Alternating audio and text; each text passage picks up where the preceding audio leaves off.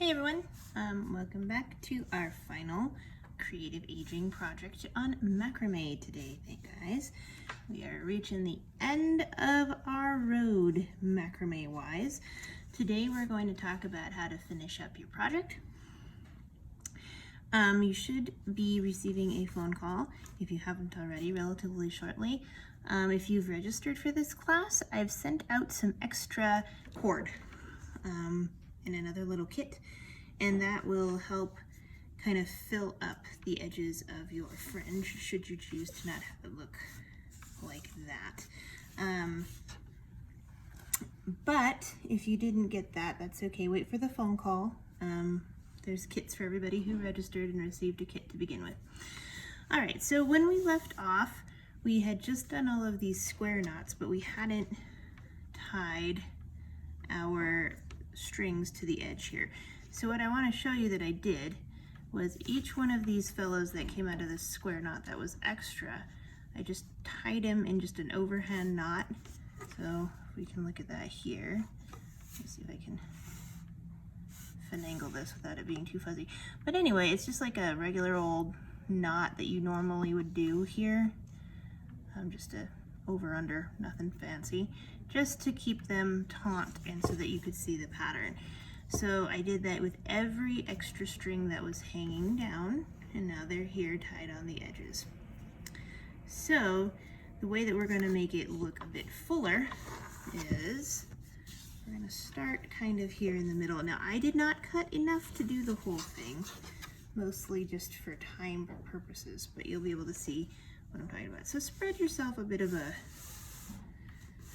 gap, and this is the very first middle knot there. And I'm going to take an extra one and I'm going to double it over just like we did for the top up here. We're going to do another lark's head knot. Now looking at this, I just realized I have this upside down, so give me 1 second. Let me flip this over. The reason I knew it was upside down was because I want the bumps of the lark's head knot to be up. So I'm going to go ahead and just do that. So double it over so that there's that loop. Put the loop here. Take your strings and then just loop it through again. Maybe if I could do this today, that'd be fantastic. I've mentioned, I think, that I, for some reason, really struggle with lefts and rights and knots. And I don't know why. I also really don't know why I chose to do it, because look, I put it on backwards. Let's try that again. It worked real great in my head. So the loop was going to need to be at the bottom, and your yarn is going to have to go through that loop so that you get the nice little bump there from the lark's head knot. And then we can pull these two over, the next two strands to that. And then what we're gonna do, and this is pretty fun, is we're just gonna tie each one of these fellows in just another little overhand knot.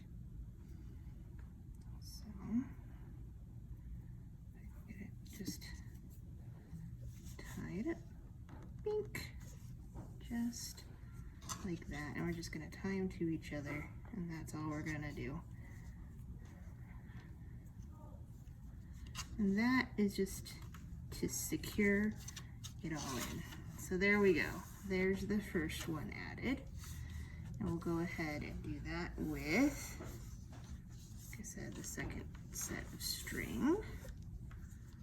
So I've given you guys, I believe, 10 extra pieces, which may not be quite enough to poof it up all the way around the edges, but I don't know if you really need to. So I'm going to actually push those two in there and then add the next set here. So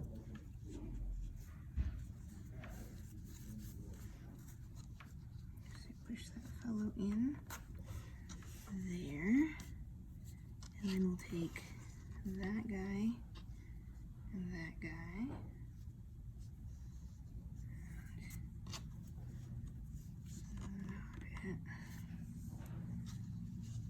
And that guy and that guy, and knot it again.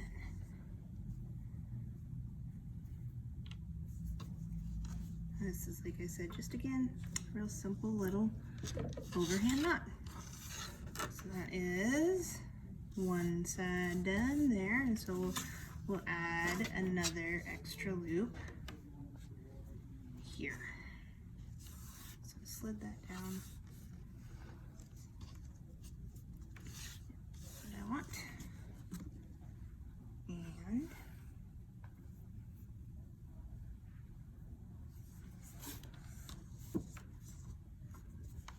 add this fella in here. There he goes. So then we're going to tie these two together.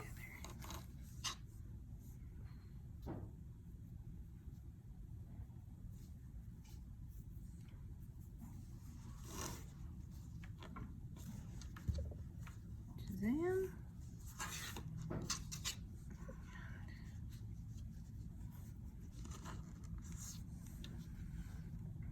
Shazam. And you can really kind of add as many as you want. Here we're going to just end up with a relatively just real simple, easy kind of finish to it.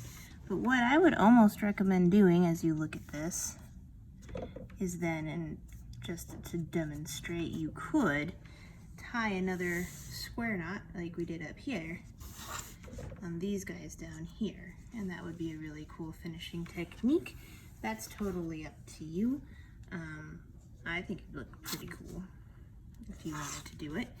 If not though, and you're just kind of over knots, which I totally and completely understand, you don't need to. There's no rule here that says you have to do that.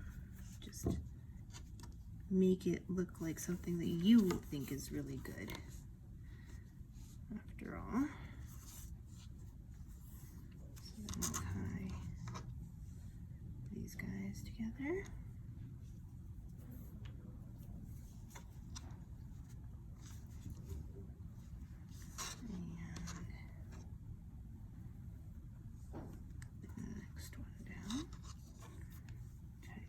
Together.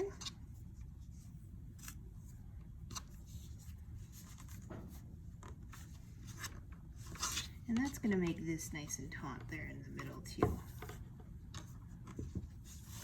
So like I said, at this point you can kind of do any sort of finishing you'd like. I would recommend almost, I think, putting that square knot there. Like I said, again, it's up to you. It'll hang nicely no matter what you do. So once you're done putting all of these in, and I'll do one more, and then we'll just sort of discuss the finishing touches.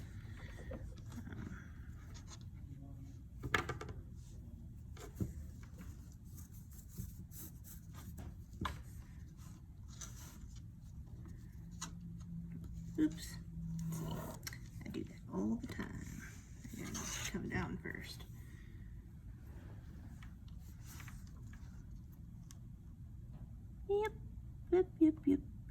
Yep.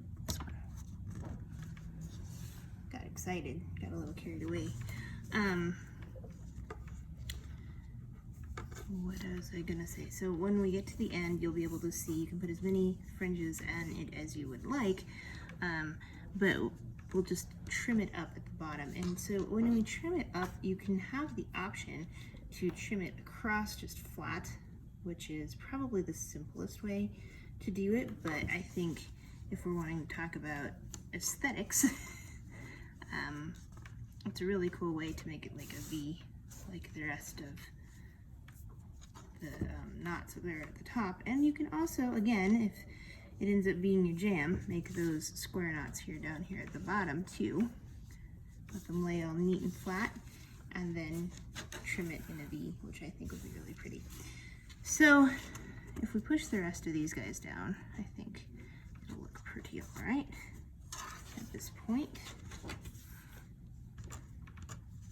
Keep it nice and tight just for demo purposes, but you would want to finish filling those up on your own. So now, pull this guy out so you can kind of see. We have all of these now fringe strands kind of down here. And if you comb them to let them go straight, I'm going to cut this shorter than I normally would. Normally I would cut this at about 18 inches.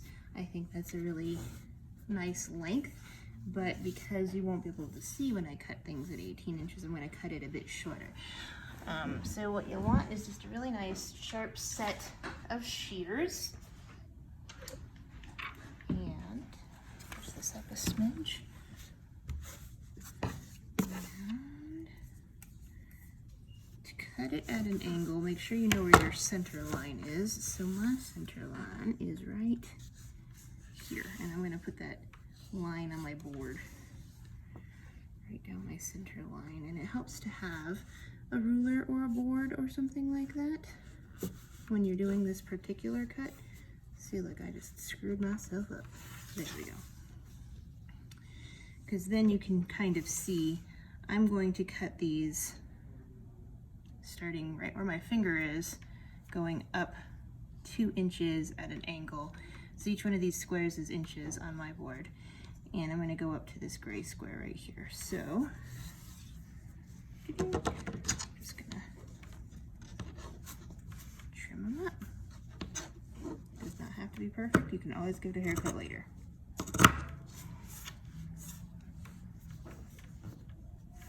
And we'll do that on the other side.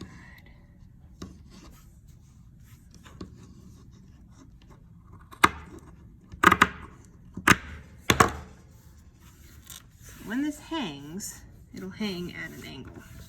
It'll hang with the fringe angling down, which is hard to do without lifting it up, but I don't really have any cool place to display it. But at any rate, you can do that. Another way that you could finish it would be if you had some beads lying around, rather than cutting it at an angle or trying to fray the fringe. You could open your package of beads, make sure everything's nice and straight where you want it at the bottom, and then tie your beads on. I would recommend a knot, just an overhand knot at the bottom, thread in the bead, overhand knot at the top. That is our beginning Not Your 1970s macrame. I was going to show you one that I'm working on right now that I think that if we have interest in, I will do a class on this later, not this time. This is a different weaving version, and I just wanted to show it to you because I thought it was really pretty, and I really like how it's turning out. So here we go.